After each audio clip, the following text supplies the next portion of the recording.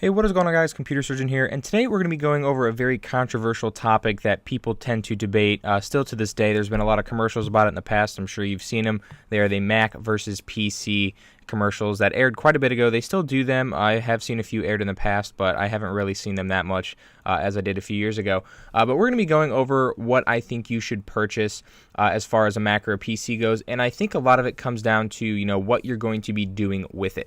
I find that gaming is better for a PC, and I think that certain things are better for certain operating systems, and they handle things a lot differently, and some of them handle something better than others. So the first thing that you want to do is kind of ask yourself what you're going to be doing with it primarily. Are you going to be doing schoolwork on it? Are you going to be gaming? Are you going to be developing on it, making games and things like that? And I think that's where everything kind of stems down from, because obviously if you have a PC, you aren't able to get the Mac operating system on there if you decide later, unless you build something like a Hackintosh, which you need certain specs for.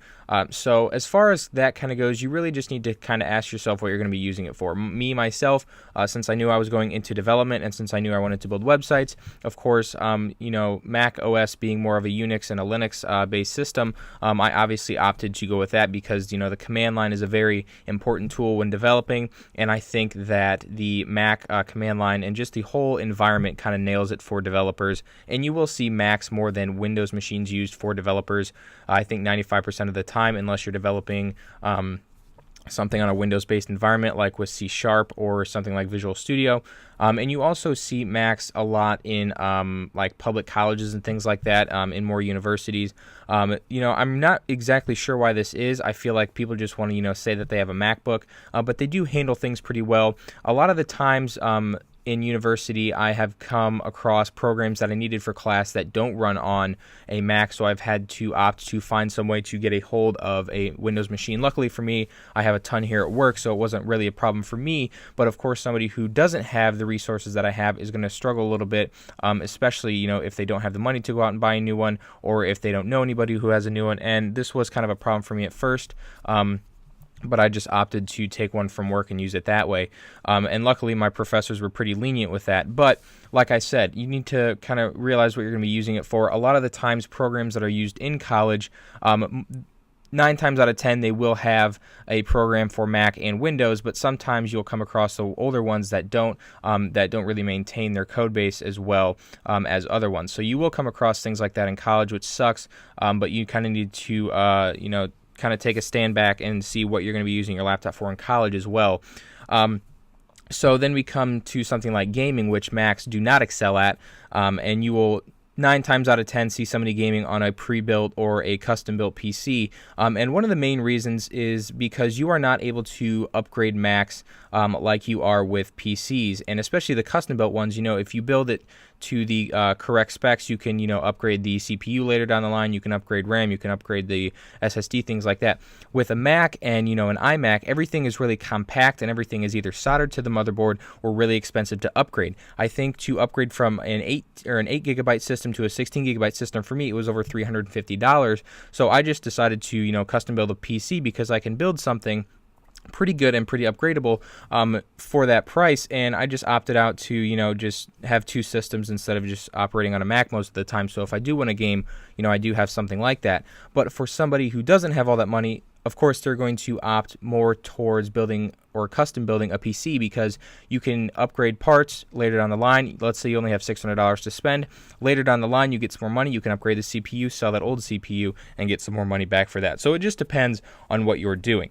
In my opinion, I think that the Mac operating system is a little bit for more experienced users than a Windows machine. A lot of the times, if somebody asks me what I would recommend either, I first ask them, how they use their technology and how comfortable they are going from something like a Windows machine to an Apple computer, because obviously the operating system is a little bit different. Windows is just based on Microsoft's architecture, whatever they've built, and Mac OS is customized heavily is customized on Unix and Linux. So you really need to kind of ask yourself what you're going to be comfortable with as far as upgrading to a different operating system. It's a whole nother environment. There's tools that you can't access on a Mac that you can access on Windows, just because they run different files. The file extensions are a lot different. You have .dmgs for downloads and gzs for downloads on Mac, and then you have something like an executable which can run on a Windows but can't run on Mac. So that's very controversial as far as, what programs you can and can't use on a Mac and Windows PC. And a lot of the times, Apple has custom built their own programs that you can run on a Mac that you may not be able to run on Windows, such as, their own editing software, their own, GarageBand, iMovie, things like that, which are free, which is nice. Surprisingly, Apple does offer something for free, but in most cases, you'll have to pay for something a little bit more premium, and Apple is a very premium brand. You get a really nice quality-built laptop. It lasts for a long time. I've had laptops from Apple that last 6-7 years before I spill Pepsi on them and then break them. But things like that, you kind of need to take into account what you're going to be getting with what you're buying. And a lot of the times, people don't really do this. They just see the wow factor in it, and, they just go all for it. And then once they get it, they realize that, they maybe should have gone with a different system, or maybe they should have, upgraded to a different spec, because, something like a Mac, you can't really upgrade it to a certain extent. Yes, you can, upgrade something like the SSD from like a 256 to a 512, but the parts are very expensive. Everything's really small, compact, and there's risk of breaking it. Whereas something like a PC, it is very, it's very modular in the sense that you can upgrade anything in the snap of a finger, and it's not, overly complicated. You can have somebody like a 10-year-old, upgrade a PC with no problem at all, just watching a few tutorials on YouTube. In my opinion, as far as things go, you really need to ask yourself what you're going to be purchasing it for, because that's ultimately what it comes down to between a Mac or a PC.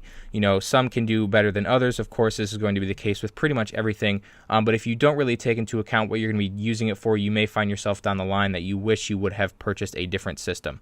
Now, of course, there's going to be a ton of different people, arguing that they do something other than college gaming and programming. You have your video editors, in which case I might recommend a Mac for you, maybe the Pro systems. They are coming out with an iMac Pro later down the line, but that does start at $6,000, and you can build a system that can edit 4K for a lot cheaper than that. So it kind of just also comes down to your budget and what you're willing to spend, because people are going to be doing different things. You may make music, you may edit videos, you may do a whole plethora of other things that I haven't covered in this video, but you need to kind of sit down and ask yourself, how important, or not how important, or how stressful your workload may be on your PC or your Mac, whatever it is. Both can be very, very good in the sense that they are very fast. They handle information quickly. They render videos fast. But you are going to be looking at a pretty quality system, and those are going to be in the, the few $1,000s, maybe even $3,000-$4,000 plus, depending on what you're going to be shooting for. Especially with video editing and 4K and even 8K coming out here in a little bit. So that's just something to ponder, guys. Let me know what you guys have in the comment section below. Please leave a like if this video did help you out, and make sure you subscribe for more content in the future, and I will see you guys in the next video. Peace out, and thanks for watching.